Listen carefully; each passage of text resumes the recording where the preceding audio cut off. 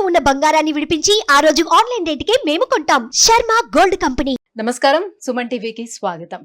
ఈ డిసెంబర్ మాసం ద్వాదశ రాశుల వారికి ఎలా ఉండనుంది, అలాగే నవగ్రహాల స్థితిగతులు ఎలా ఉన్నాయి, ఏ రాశుల వారికి ఎటువంటి ఫలితాలను అందజేయనున్నాయి, ఈ విషయాన్ని తెలియజేసేందుకు మనతో పాటు ఉన్నారు ప్రముఖ జ్యోతిష్య అలాగే వాస్తు వేదిక నిపుణురాలు, దేవి ఉపాసకురాలు అయినటువంటి శ్రీమతి జయప్రద గారు మనతో పాటు ఉన్నారు.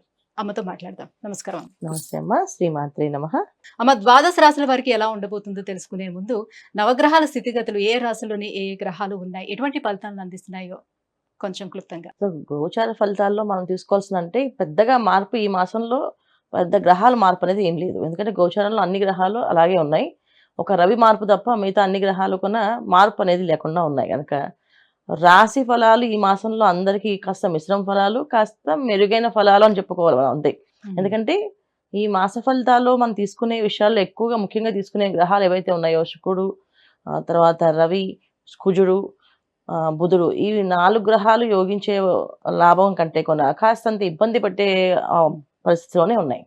సో వృషభ రాశిలో గురువు వక్రించి ఉన్నాడు మనకి, కర్కాటక రాశిలో కుజుడు, కన్యా రాశిలో కేతువు, తర్వాత వృశ్చిక రాశిలో రవి బుధులు కలిసి ఉన్నారు. డిసెంబర్ 2వ తారీఖు నుంచి మళ్ళీ ఆయన మకర రాశిలోకి వస్తున్నాడు శుక్రుడు. కుంభరాశిలో శని భగవానుడు, మీనరాశిలో రాహు. ఇది మన గోచారంలో ఉండే గ్రహస్థితి అంతా ఇలా ఉంది. అయితే ఈ గ్రహస్థితి ఇలా ఉండడానికి కారణం గోచారంలో ఉండే గ్రహస్థితి. అయితే ఈ మాసంలో మనం చేసుకోవాల్సిన ఏంటంటే, కార్తీక మాసం అయిపోయిన తర్వాత వచ్చేది మార్గశిర మాసం. ఈ మార్గశిరంలో విష్ణు ఆరాధన చేస్తూ ఉంటాం. సరే, డిసెంబర్ 16 నుంచి ధనుర్మాసం మొదలవుతుంది. సో శివారాధన, విష్ణు ఆరాధన, మళ్ళీ ధనుర్మాసం తిరుపతి వింటూ ఉంటాం.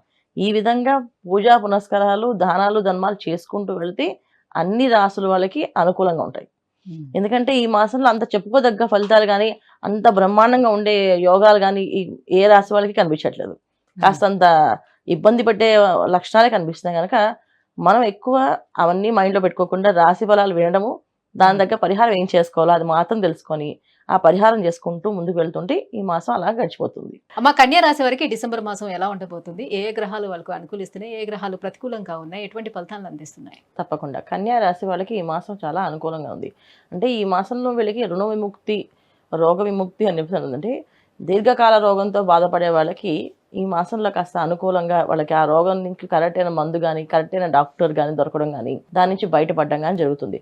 చాలామంది చాలా రోజుల నుంచి ఒక రకమైన బాధపడ్డము, ఏ టెస్టులు చేపిస్తే ఏ ప్రాబ్లం లేదండి, అన్నీ బాగానే ఉన్నాయి, కానీ వీళ్ళకి మానసికమైన బాధ, శారీరకమైన బాధ, ఇబ్బంది అన్నీ ఉన్న వాళ్ళకి ఈ మాసం కాస్త ఉపశమనం కలుగుతుంది. వాళ్ళకి రుణ విముక్తి అంటే ఎప్పటి నుంచో చేసిన అప్పులు తీర్చడానికి ఒక మార్గం దొరుకుతుంది. సో ఇంకా తీర్చరేమో, వీళ్ళు ఇవ్వరేమో అనుకునే వాళ్ళు కూడా కాస్త లేదు వాళ్ళకి ఇవ్వడానికి కానీ తీర్చడానికి కానీ ఒక మార్గం, దారి దొరుకుతుంది. అంటే ఏంటంటే స్థిరాస్తులు కానీ, ఆస్తి కానీ, లేదా కలిసి రావడం కానీ, ఇలాంటి విషయాల్లో కాస్తంత కన్యా రాశి వాళ్ళకి ఈ మాసంలో కనిపిస్తున్నాయి. ఎవరో అంటే బంధువుల్లో చాలామంది పిల్లలు లేరని ఆస్తి ఒక్కొక్కసారి రాస్తుంటారు వేరే వాళ్ళకి. అలాంటి అవకాశాలు కూడా ఈ మాసంలో కన్యా రాశి వాళ్ళకి ఉన్నాయి. అంటే ఇప్పుడు మాకు ఎవరికి ఇద్దాం ఈ ఆస్తిని అని అనుకుంటే ఒక్కొక్కసారి అనిపిస్తుంటుంది వీళ్ళకి ఇస్తే బెటర్, వాళ్ళు బాగుంటారు అని చెప్పేసి. అలా కలిసి వచ్చే అవకాశాలు ఈ మాసంలో ఈ కన్యా రాశి వాళ్ళకు ఉన్నాయి. సో ఎవరున్నారు అంటే ఆ జాతకంలో వాళ్ళకు అలాంటి యోగాలు ఉంటాయి. ఆకస్మిక ధనలాభము, ఆస్తి రావడము, ఇవన్నీ కూడా యోగాలు అన్నమాట. సో ఎందుకు యోగాలు అంటే ఇక్కడ లాభస్థానంలో కుజుడు, తర్వాత షష్ఠ స్థానంలో శని భగవానుడు, తృతీయ స్థానంలో రవి. ఇలా ఉండడం వల్ల, ఈ 3 గ్రహాలు ఉండడం వల్ల రవి ఆరోగ్య కారకుడు ప్లస్ తర్వాత అధికారానికి కారకుడు కూడా ఆయనే. ఒక పదవి రావాలన్నా, ఆ పదవిలో మనం ఉండాలన్నా, అధికారంగా మనం నడవాలంటే రవి భగవానుడి కారకుడు. ఆ కర్మ పరిపూర్ణంగా చేయాలంటే, ఆ పని కరెక్ట్గా చేయించాలంటే శని భగవానుడి కారకుడు. ఏ పనైనా తొందరగా అవ్వాలి, ఆ పని చేసి తీర్చిపోవాలంటే దానికి కుజుడే కారకుడు. సో వీళ్ళు ఎప్పుడైతే పాపస్థానంలో, పాపగ్రహాలు పాపస్థానంలో ఉంటే ఆధిపత్యం వాళ్ళది ఉంటుంది ఎక్కువగా. అప్పుడు ఏంటంటే అనుకోకుండా కావలసిన యోగాలు మనకి రావు అనుకునే కూడా యోగాలు వీళ్ళకి వస్తాయన్నమాట. అసలు వీళ్ళకి అవకాశమే లేదు, ఎలా వచ్చింది అంటే భగవంతుడు ఇస్తారని అనుకుంటాం. ఆ భగవంతుడు ఇచ్చేది ఏంటంటే ఈ గ్రహస్థితి అనమాట. ఈ గ్రహస్థితి వీళ్ళకి అనుకూలంగా ఉంటుంది. అయితే ఎప్పుడు వస్తుంది ఇది? వాళ్ళ జాతకంలో కూడా అలాంటి యోగాలు ఏమైనా ఉంటాయి.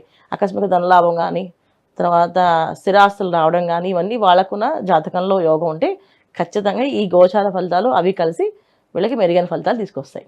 అది కన్యా రాశి వాళ్ళకి ఈ మాసంలో చాలా గొప్ప అవకాశము, గొప్ప మాసం అని చెప్పుకోవచ్చు.